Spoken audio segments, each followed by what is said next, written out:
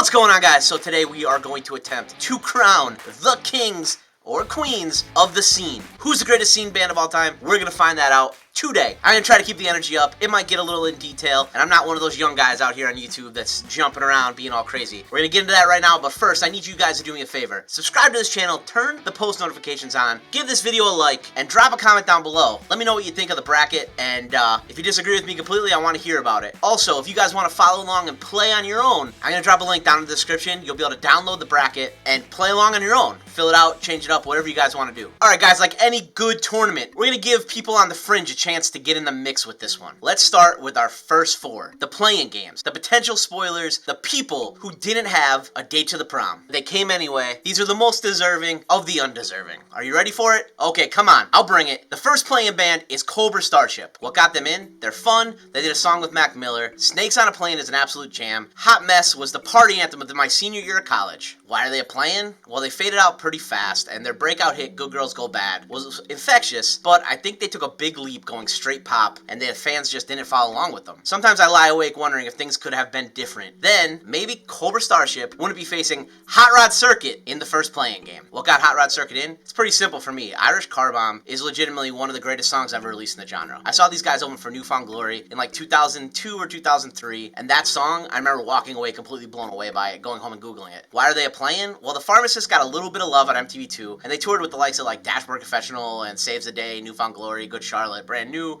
and even Say Anything. And I'm sure all of those bands will cite Hot Rod Circuit as like a big influence to them, but I just don't think they ever broke through the next level of bands. Influence on the genre is completely unmistakable, and they're super respected, and they really paved the way for a lot of the bands that you love. They just were never able to take it to the next level. I like where we are, and that is having Hello Goodbye in the second playing game. So what got these guys in? First of all, they're a prime example of how influential MySpace really was at that point in time. And their second song here went platinum. Why are they playing? Well, I always found their music like super annoying, and I felt they were kind of forced into the genre. I felt they were out of place on tour with bands like Newfound Glory and Say Anything. Also, I remember them going viral before viral was even a thing for that stupid song, Jesse Buy Nothing, Go to Prom Anyway. That's legitimately the worst song that I ever heard, and it was blared throughout my entire college dorm by like the kind of edgy girls, and I still have nightmares about that, like to this day. Oh, shot, they never got caught. You could have had a lot of fun watching the Gay Blades face Hello Goodbye in the second play-in to get into the bracket. So what got the Gay Blades in? Well, they're one of the most talented bands that really got lumped into the emo genre, even though I don't think they really belonged there. They had killer music videos. Their song, I Can't Grow a Beard, is just like absolutely classic. And they're just some of the best humans that I ever got to meet through music.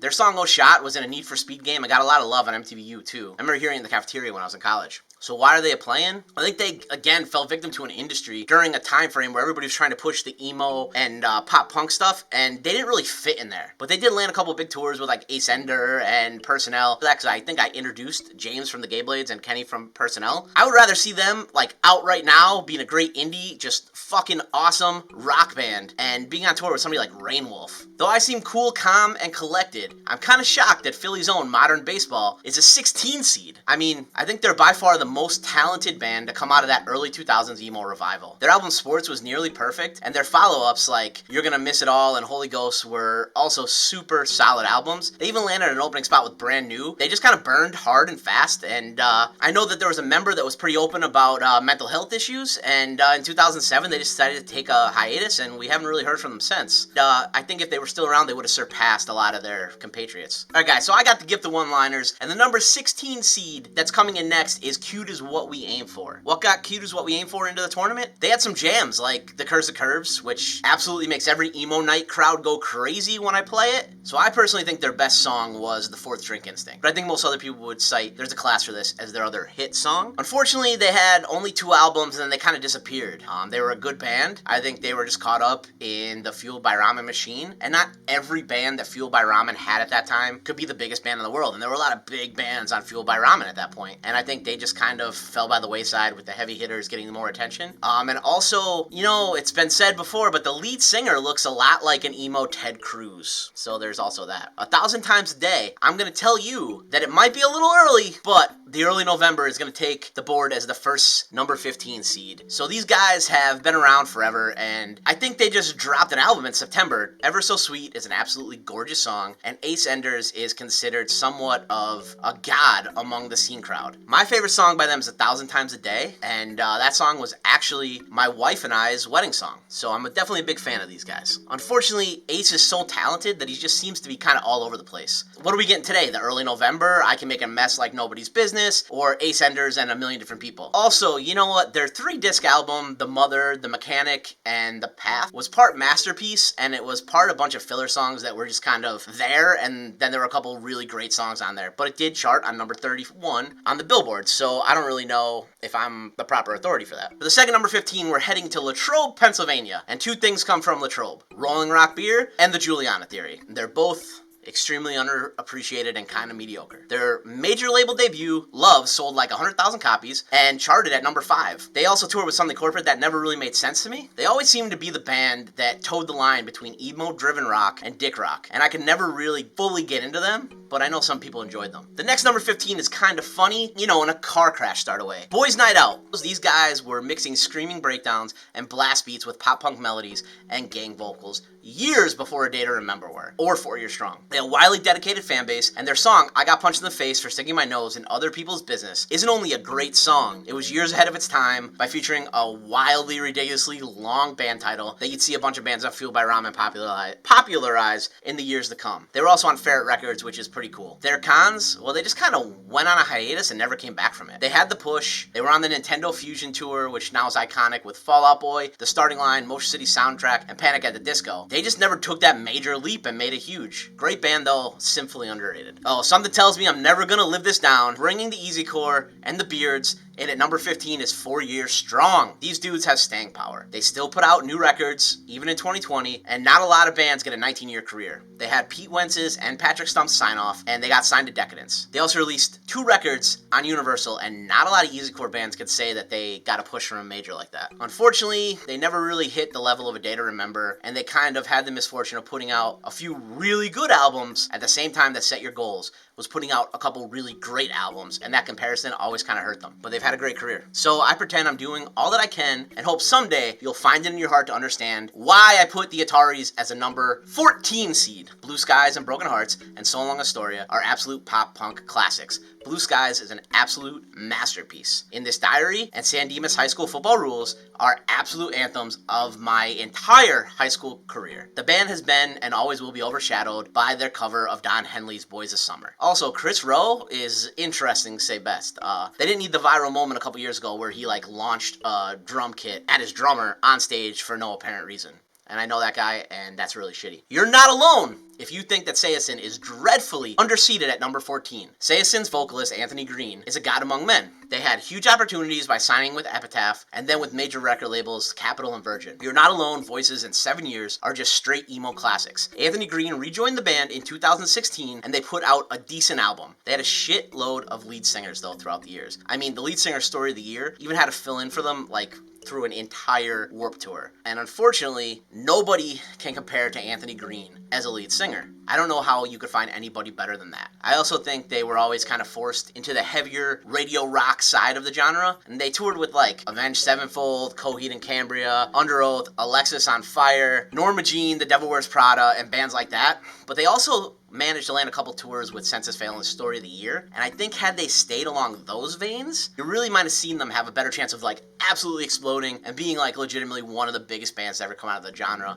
because they had the talent for it. I think the best fit they ever had was when they were on Linkin Park's tour with the likes of The Sleeping, Taking Back Sunday, Medina Lake, My Chemical Romance. That was a great tour for them, but for whatever reason they were never able to capitalize on that. Hey there, what's it like seeing the Plain White T's come in at the number 14 seed? Do you think that's 1,000 miles away from where they should be, or what? Hey There Delilah is probably one of the most overplayed songs to ever come out of the entire scene. It hit number 1 on Billboard, actually, and there's not a lot of bands that you're going to find in this bracket that have had a number 1 hit song. The song went platinum and also snagged them 2 Grammy nominations. Their songs 1, 2, 3, 4 and The Rhythm of Love also went platinum. And from a commercial standpoint, these guys would be considered an absolute dream. Obviously, everybody loves Hey There Delilah, even if they don't admit it, but these guys were always just a bit too pop rock for me. I've got nothing really negative to say about them. They've had a killer career. and I'm just not sure if they're really my cup of tea, but the success they had earns them a spot at the table. Rounding out the 14 seeds are the boys all the bad girls want, Bowling for Soup. These guys put out a major label record on Jive all the way back in 1998. In 2003, they had their arguably biggest song, What Girls All the Bad Guys Want, and that put them up for a Grammy. They broke the top 40 on Billboard, and due to the song 1985 getting a ton of radio play, they went on to release another song called Ohio, better known as Please Come Back to Texas. And from what I can tell, the band always was just much bigger in the UK. For some reason, these guys don't get the same respect put on their name as bands that have similar levels of success. They're not on a Blink-182 or Green Day level, but I think they were just as commercially successful as New Found Glory or Good Charlotte ever were. I have the feeling that you're going to open up my eyes, but the Spill Canvas is still the first number 13 to hit the board, and hopefully that's not too much of a heartbreaker for you. So All Hail the Heartbreaker and The Tide are absolutely amazing songs. I'm just a big sucker for the acoustic side of emo, and the Spill Canvas did it just as good as anybody. Also, they broke out on 111 Records, which was owned by the members of LFO, and as anybody can tell you, I'm the world's biggest LFO fan. Nick Thomas is also one of my favorite singers of the early 2000s. He's just incredible. I love the emo incarnation of the Spill Canvas, but I'm not really a fan of the weird, easy listening soft rock version of the Spill Canvas. When they got upstream to the Warner Brothers family, they found themselves on tour with like Augustana, the Goo Goo Dolls, One Republic, Switchfoot, and they even did a tour with Emarosa and Yumi at 6 during that time. None of that made any sense to me. Also, the old emo version is like my wife's favorite thing in the world, and she would just leave me for Nick Thomas in a second. I candy coat and cover almost everything, and I'm hiding underneath the fact that the 13th seed on the board next is Forever the Sickest Kids. Why do I put myself in these kind of situations? I always lump these guys into the neon phase of pop punk, and I always enjoyed that song Hey Britney. I also enjoy that they accidentally bought a Pure Volume ad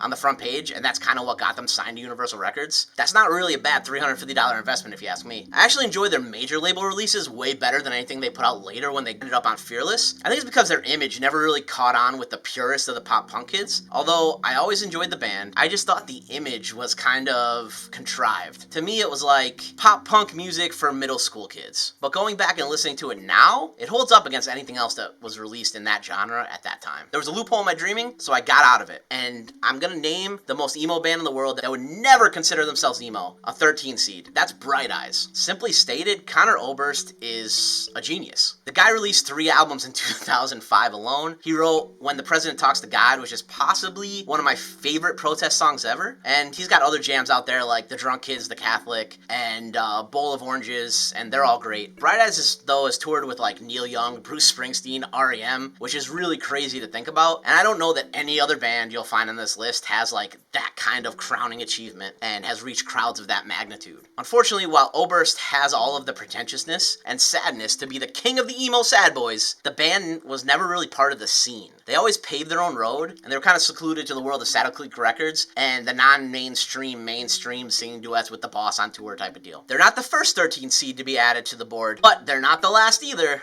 and they are from first to last. Sonny Moore. Ever heard of him? He's a little DJ producer guy now named Skrillex. These guys are another MySpace success story. Fun fact, Wes from Limp Bizkit was actually their bassist for a while, and their song Emily is so good. They kind of got bigger faster than a lot of bands that were similar to them at the time. I attribute that to them touring outside of their comfort zone with big bands like Fall Out Boy and the Deftones. This like kind of pure Screamo stuff was never really my jam, but I always liked these guys. Unfortunately, Sonny Moore's vocal cords were just shredded really quickly from, that type of singing. They got kicked off a really big tour with Atreyu, which then led to like some major scene beef for a while. And after Moore left the band, it just was never really sat right with me. And I mean, for him, it's the right move because look at how big Skrillex is. But I honestly hate seeing multiple lead singers of a band. You're not asleep yet, are you? Because we're moving on to the number 12 seeds, and starting off with them, we have Armor for Sleep. Car Underwater is so good. I didn't care that you left and abandoned me. What hurts more is that I would still die for you. Come on, that's just like a fucking emo anthem. These guys were on Equal Visions, and they released 2 albums on Warner Brothers as well. I think they had a song or 2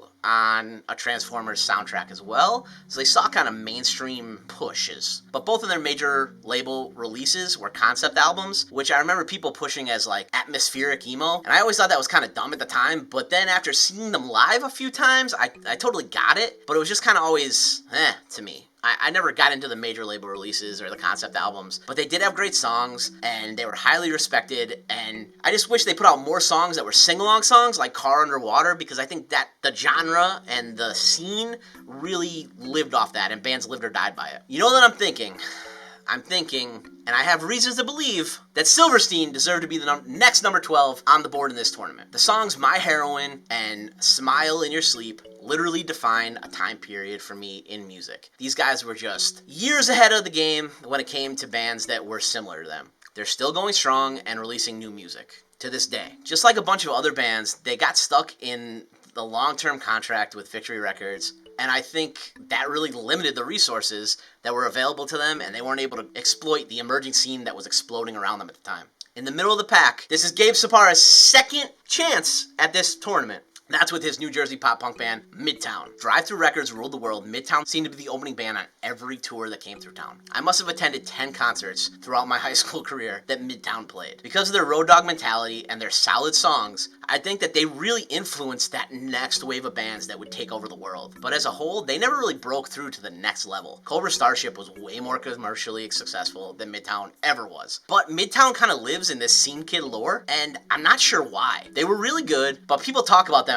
like they're on this god level. My skewed memory is them always playing to like half full rooms or being the first band on a 6-band bill or something when they came through town. I could be wrong though. You told me, think about it. Well, I did, and now I don't want to feel like anyone else except Pierce the Veil deserves to be the number 12 on the board. There's a definite sound that came out of the West Coast around the late 2000s, and Pierce the Veil was a great representative of that sound. This also includes bands like Emerosa, Dance Gavin Dance, and every other band that Johnny Craig was the lead singer for in a 6-year period there. Pierce the Veil, though, gets the nod because King for a Day, which features Kellen Quinn, is an absolute bop. And then Pierce the Veil's drummer was accused of allegedly soliciting photos from minors, and it seems like many other bands in that similar genre face these allegations. This was the Hot Topic neon monster shirt mallcore stuff. The industry was stuffing this stuff down the throat of middle schoolers during that time and putting kids in compromising positions with just pure scumbags for the most part. Slow down, slow down. The first number 11 seed is The Academy Is. These guys were a great band and had a solid following. They bounced back and forth between Decadence and Fueled by Ramen and Atlantic for their various releases. They had songs hit the radio and get put in pretty heavy rotation. William Beckett was like the poster boy for the scene for a period of time, and Slow Down is truthfully a really great song. But listen, I'm not impressed, and I'm definitely not excited. I'm not like them. I won't buy in. I don't know, guys.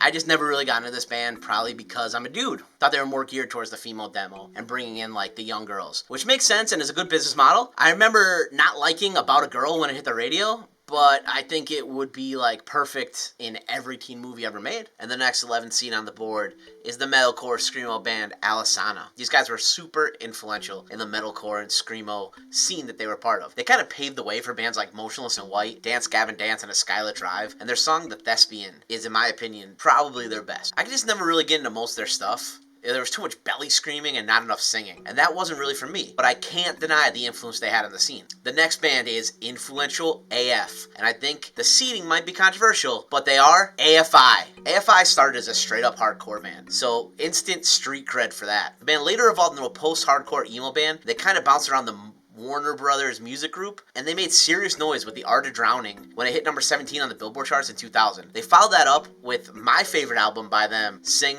the Sorrow. That hit number 5 on the charts, and the song Girl Not Grey and Silver and Cold off that album are just absolute staples. Their album December Underground debuted at number 1, and that was kind of off the backs of the hit Miss Murder, and these guys really made the goth punk thing consumable to the mass audiences. They paved the way for bands like From First to Last, Motionless in White, Black Veil Brides, and frontman Davey Havok took over for Billy Joe Armstrong on the Broadway production of American Idiot. What an ascent. To go from SoCal hardcore band to Broadway. And just a side note, I used to listen to the Leaving song on my way to high school football games. That song made me want to just run through a wall, and it still does. So they kind of lost me with December Underground. I give them props for the commercial success of it, of course, but I just couldn't get into Miss Murder. Unlike a lot of other bands from that scene, though, I think they really made the transition to the modern rock thing and the more attainable mainstream thing, and they were accepted by both sides of the aisle. They're still releasing albums that chart in the top 40 every time, and they tour with the likes of Smashing Pumpkins, Rise Against, the Deftones, the Arctic Monkeys and Green Day nowadays. What day is it? Doesn't matter what day it is, because the next number 11 seed is straight out of New Jersey, Thursday. Thursday is one of the most influential bands on the emo side of the post-hardcore music scene. They pioneered and popularized the darker side of the sound, and they were one of the first to really introduce screaming vocals into their songs. Jeff Rickley is literally one of the best frontmen of the genre.